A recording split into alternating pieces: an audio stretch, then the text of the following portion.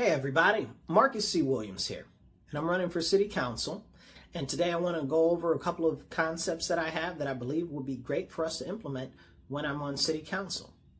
And one of those is specifically in relation to increasing well-being, and not just well-being, increasing athleticism. We know that right now we have a very serious issue with a lot of health problems that are related to, I guess you would say, sedentary lifestyle. That's where you just sit down and sit around or play video games or just chill out and smoke and stuff like that. But if we work on those things like diabetes and heart issues, the things that we see so much very prevalent in our area, in our community, we can work at getting rid of some of those and definitely lowering the numbers, and also vicariously lowering the medical costs and insurance costs. You know, that's important too. We could be the healthiest city in the nation, really. So I encourage you, while we're going to talk about this, and before we jump in, go to my website real quick, and I could use your help.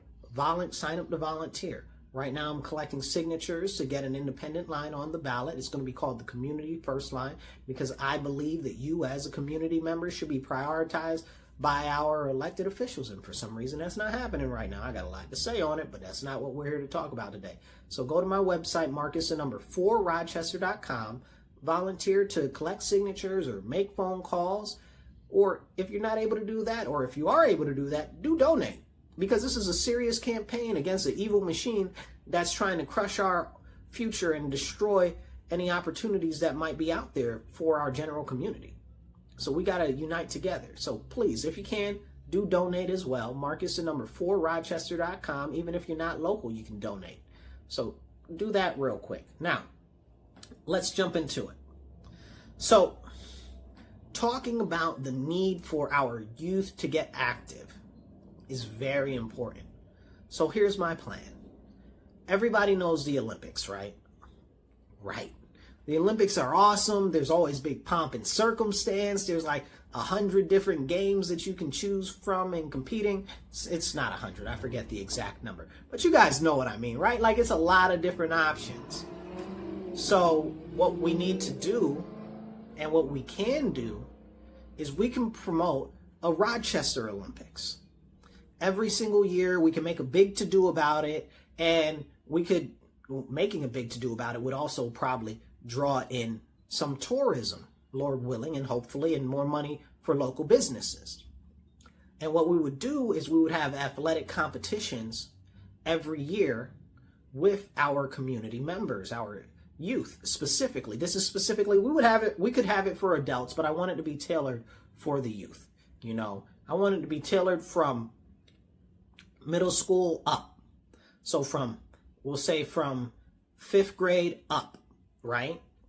Maybe even 4th grade, but 5th grade up, okay? And we'll put in different divisions and different ages, and we would have a number of different options. We'd have things like weightlifting, boxing, martial arts, and the classics like basketball and football, okay? And a number of other different sports, long jump, pretty much most of the sports that you would see in general activities that many of the high schools already do. But we do it in a more promotional way, and one comprehensive event for a week. We'd make it like a week or 2 weeks, and it'd be a whole thing. So not only those type of skills, but we'd also promote things like intellectual sports, like chess, or maybe even a game like Go. If you're not familiar with Go, you can go look that up. You know, somebody was suggesting, forgive me if I'm pronouncing it wrong, like Malinka, the little rock game that you move the rocks in the thing. It's like a math and strategy game. So that, and we can do things like that. We can work with the community to come up with the different events, and we can set a whole thing up. But also, I'd like to have a scholastic element to it, where we do like a mathathlon or something like that. That's always fun to say, mathathlon.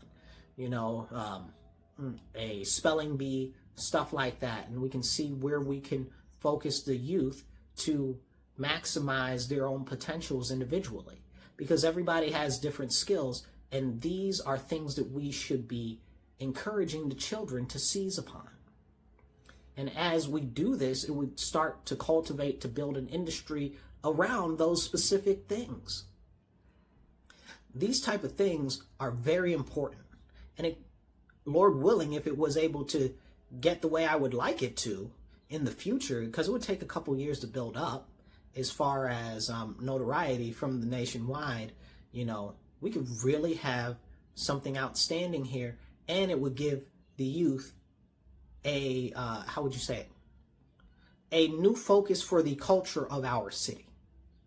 It would open up more options for not just being physically active, but also mentally active. And it would be more of an outlet for our students and the youth that right now don't have a lot of opportunity. So we need to be cultivating the best and the brightest in our city, and we need to build a culture based around that. The more that we encourage the students to achieve more, the more they'll achieve. Right now, we're dealing with a situation where nobody really expects that much of the children, so they continue to fall short.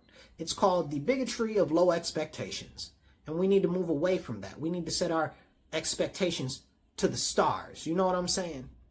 Because they can achieve if we cultivate that mentality, if we cultivate that culture, and we cultivate that lifestyle.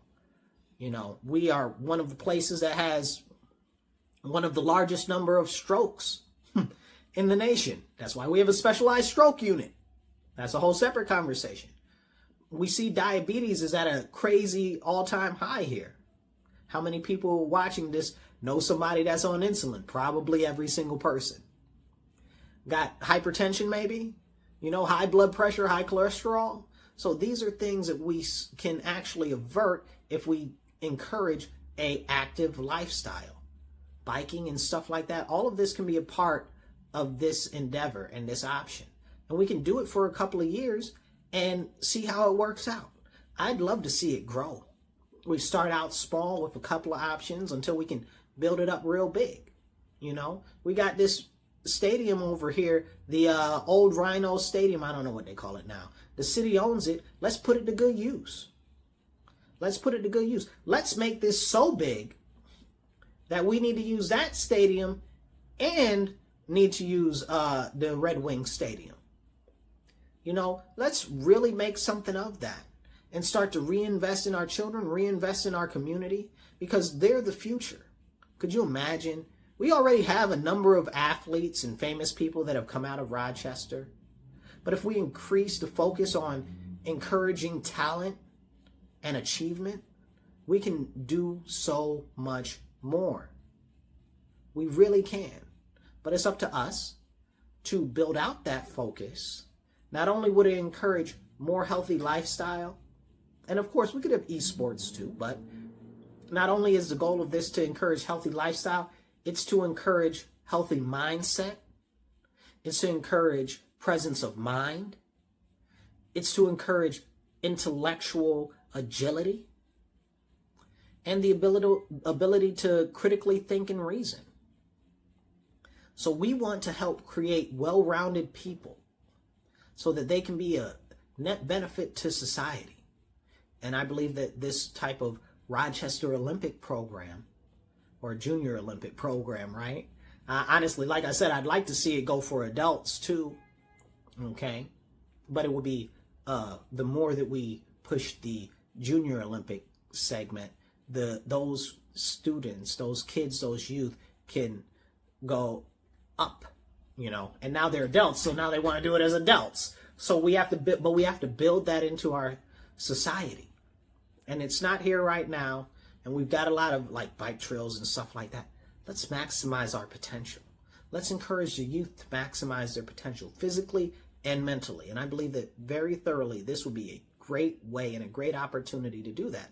I also believe that we should buy the old YMCA downtown and make it a community center for our city that's free to our city. And it's not free, it's taxpayer funded, whatever the case is. But if we do that, we can even use it as training grounds. This is important. We can do this together. Right now, we see all of these issues that are medical issues that come from people not getting active. So why aren't we encouraging them to get active? We can do this together. It could start out small and be a fantastically wonderful thing. And that's what my vision with this would be. And honestly, we could start getting sponsorships for it. We see races and half marathons and all of this get sponsorships from like Fleet Feet and Chase does their marathon every year and all of these other things. We can get sponsors for it. We can really do something like this. Is a really, really good idea. So let's make it happen and help me help our community volunteer with my campaign. You can go online, you can volunteer. I need your help collecting signatures to get on an independent line right now that we're going to call the Community First Line because we want to prioritize our community. So volunteer to help collect signatures, make phone calls, whatever you can do, or you can donate on the website too. Donate and volunteer if you can. And it doesn't matter how much you donate. You can donate $25, $250, $1,000 or more or anything in between. Whatever you can do. And even if you're not local, you can donate. I'm going to say that again because that's important. Even if you're not local, you can still donate. And please encourage other people to donate and volunteer as well. So go right on my website real quick. Takes less than 2 minutes to do. Marcus, the number 4rochester.com and donate and volunteer. Okay? I'll catch you guys later. Remember, stand up, speak up, and don't shut up. Take action. Be blessed and be well. I'll catch you later.